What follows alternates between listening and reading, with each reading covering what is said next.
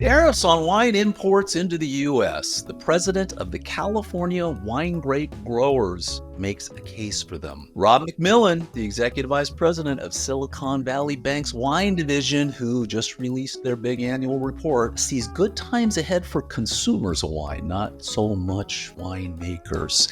And 15 winemakers to watch in 2025. All that and more on this episode of This Week Uncorked.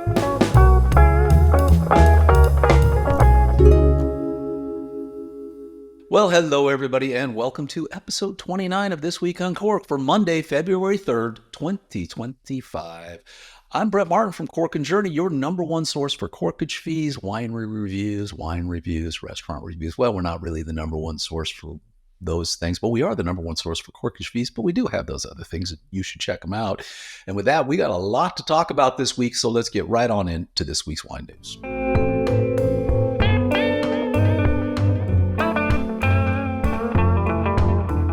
All right, so Natalie Collins, who is the president of the California Association of Wine Grape Growers, wrote kind of an op-ed piece entitled, "Who is the American Wine Industry? Time to Reframe Tariff Messaging." And this is interesting. We've been hearing a lot of anti-tariff, a lot of anti-consumers, but she has a very well-written, lengthy article making a case for tariffs on foreign wines. And here's what she said. "The narrative being controlled by importers and distributors, a misconception has been created that lower import prices are fundamentally better for all segments of the industry.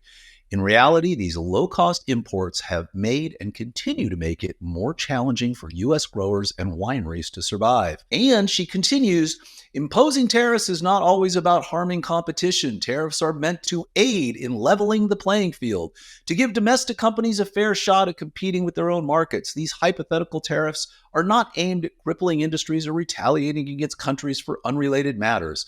They are modest and intended to address the competitive advantages created by foreign subsidies and lower production costs." Well, I don't know what to say. It's interesting. We had a lot of comments on the YouTube channel, and one of them was about how the person had basically just given up on U.S. wines because of the price.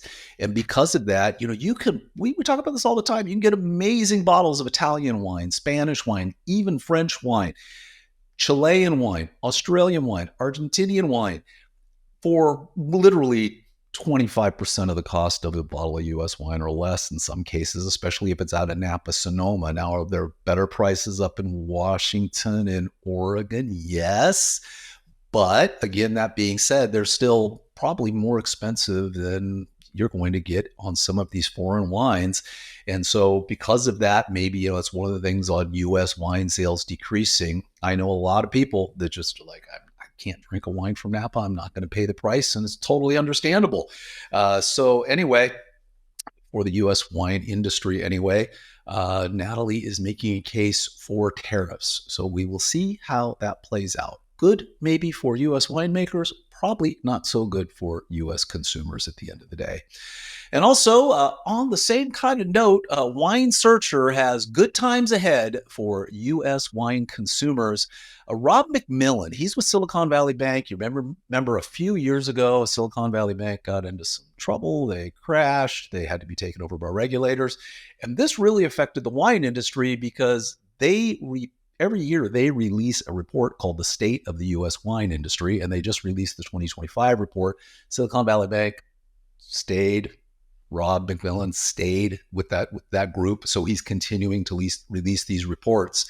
And he did an interview with Wine Searcher's W. Blake Gray, and was really just kind of going through the report. But some of the highlights that came out as to what's happening were tasting room fees actually went down last year for the first time ever. Both the average regular fee went down 7% to $38.19, and reserve fee went down 3% to $71.66, and both were lower than the year before. Baby boomers, who like more wine than other types of alcohol, are aging out of the marketplace, and younger adults just don't like wine as much. It's no mystery as to why. Young people don't have as much money to spend, and wine prices have outpaced the growth of wages. We've been saying this on the show since day one. Additionally, the only type of wine that increased sales was Prosecco, which is up 2.7%, and Sauvignon Blanc, another success story, as its sales didn't drop. On the downside, sales of Syrah dropped 24.5%, and one-time darling Malbec dropped 17.4%, the second worst of any variety, as reds continue to lose ground to whites. So what's the good news in this article? They expect prices to continue to come down for consumers of U.S. wine. Previous article, prices are too high, we can't compete. So with this boom, you should see prices come down, and we'll see how this entire thing shakes out. But really interesting time. And, the targeting of the demographic, people do not have the money to spend on decent wine. And so it's continuing to be a thing. So we'll see how this all shakes out. One interesting part of the article, he does expect this to recover in 2030. So we have 5 years of some sort of shakeout in the overall industry, and then we'll see some sort of recovery in the wine industry in 2030. Let's see if that's true or not. And with that, let's talk a quick word from our friends over at SOMM TV. If you don't know SOMM TV, they are a fantastic resource for all things wine, all videos on wine, winery tours. It's the channel that is it's just crazy the amount of stuff they have on there. I watched one last night that popped up, which was a masterclass on blind tasting and how you blind taste. It was a master somm, whose name I know, but it's just escaped me, basically taking you through the steps of identifying a wine. It was about an hour and a half, kind of went through his history. He's one of the guys that basically trains a lot of the master somm so they can pass that blind tasting exam. Just really, really fun stuff. If you're into wine, check out SOMM TV. It's like $3.49 a month if you use the discount code that we've got down in the show notes here. So scroll down, check it out. You won't go wrong. I think you will enjoy it very much. And also, shout out to Rex Pickett over at Rex Pickett Books. If you're a fan of the movie Sideways, well, go ahead and head on over there. He'll sign and autograph the books for you. And if you use the code CORK10, you'll get 10% off your entire purchase. And with that, let's continue on with the news. The San Francisco Chronicle, I think a couple of weeks ago, I did a thing on non-alcoholic wines, how I don't like them. I don't think it should be called non-alcoholic wines. And anyway, Jess Lander, who is one of the senior wine critic over at the San Francisco Chronicle, was at the San Francisco Chronicle wine competition a few weeks ago. This is interesting because she also says in there, by the way, it's put on by someone else, and the Chronicle's the sponsor. They tasted through thousands of bottles of wine. But her very first thing when she got there was to taste through a blind tasting of 26 non-alcoholic wines. And needless to say, she was unimpressed. And this part, I just had to clip this out of the article. She says, "The flight was dismal. Bizarrely, several of the specimens smelled or tasted distinctly of oregano. A plasticky flavor kept popping up, along with, in the reds, an artificial cherry note that made me long for Robitussin. My notes include pasta sauce, painful, and jalapeno infused." Well, there you go. So still a long way to go on the non-alcoholic wine side of things. Now, I'm told, though, on the whites, they're a little better, but the reds were not even getting close. So we will see how that plays out. Then wrapping up the news with some more maybe happy thoughts. No matter where you are in the world, VinePair has an article called 15 Winemakers to Watch in 2025. And they go all over the map here. Japan, Finger Lakes, California. These are just some great winemakers that they think are going to make a big impact in 2025. The list spans winemakers just getting started to world-class producers just reaching the U.S. for the first time. Whether it's an anise from California, Skett-inspired sparkling from Finger Lakes, or Chardonnay from Japan, these winemakers persist in their commitment to shaping bright future in the glass. So there you go. So check that out. I went through the article, some pretty cool stuff there. A lot of it, like I was really interested in the Japanese winemaking. I've been hearing a lot about that lately. Very hard to find here, but evidently starting to make its way on some restaurant lists. So we will see. And with that, let's wrap up the news and move on to our wine and winery of the week.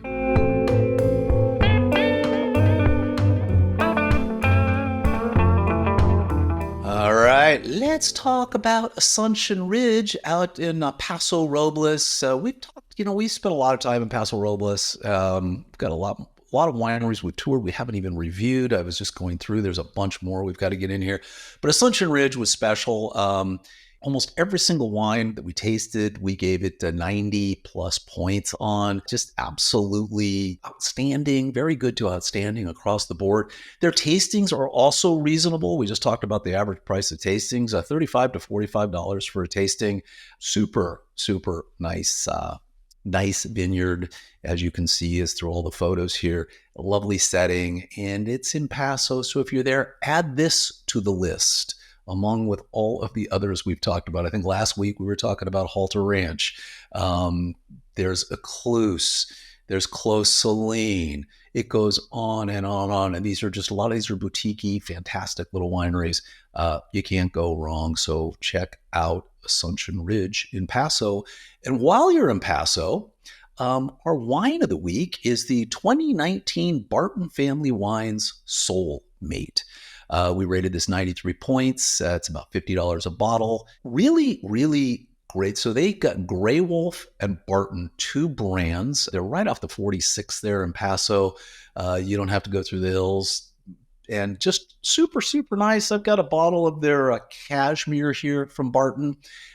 Just, again, they make great wines. Their Grey Wolf, I think, is maybe it's their lower tier, but not really. This kind of a different brand. They also have a distillery on site, and they're making spirits. So if you're into whiskey, you've got that there as well. But it's worth stopping by them. And if you get a chance to try out the Soulmate, they've got some really clever wines, clever names on their wines, but all of them are really well made. So good stuff there. And shout out to the people over at Barton. And with that, let's move on to our restaurant and Corkage Fee of the Week.